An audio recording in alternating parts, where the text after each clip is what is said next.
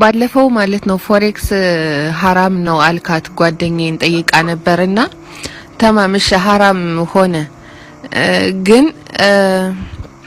ፊሉ ረባህ ፊሉ ከሳራ ያኒ ማሸነፍ አለው መውደቅ አለው ቶሽ በቃ خلاص ሐራም ሆነ ግን በዛ የተገኘው ገንዘብ ማለት ነው ምንድነው የሚደረገው አሁን እኔ ለምሳሌ ይሄን ለመማር ማለት ነው ብር አውጥቻለሁ በል ከዛ ዲፖዚት አድርጌያለሁ ብር በል ከዛ እኔ ለራሱ ችግርተኛ ነኝ በል እዳ አለብኝ በል ከዛ አባቴ ደግሞ አላህ ይርሐሙ ሞታል እሱ እዳ አለበት በል ከዛ እኔ እሱን እዳ መክፈል ፈልጋለሁ ከዛ እኔ ደግሞ ያለ ሙህሪም ነው ዱባይ መጥቼ እየሰራው ያለሁት በል ይሄ ሁሉ ነገር እያለብኝ ማለት ነው ያገኘሁትን ብር خلاص ያኒ ለምስኪን ልሰጠው ነው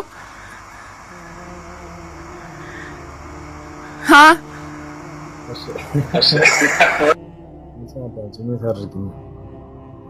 እሺ ስለ ፎሬክስ ዑለሞች ተጠይቀው ሐራም ነው ብለዋል። ከዚህ በፊት ፈትዋቸውን አውጥቻ ሳይቻቸዋለሁ።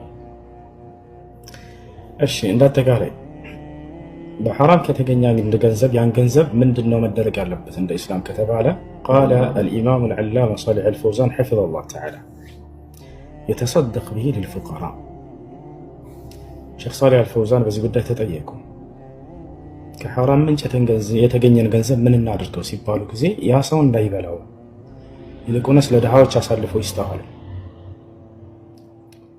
ድሃ ከሆነ ያሰው ለራሱ ያን ገንዘብ በሚሰጥ ጊዜ ለድሃዎች ይሰጣለሁ ብለው አወጣለሁ ይብል መልሶ እሱ ድህነት ላይ የሚወድቅ ከሆነ ሰው እጅ ላይ መልሶ የሚወድቅ ከሆነ በዚህ ጊዜ እስከተባለ ነብያችን ሰለላሁ ዐለይሂ ወሰለም የተናገሩት ነገር ወደዛ ሐዲስ ላይ እንመጣላችኋለሁ።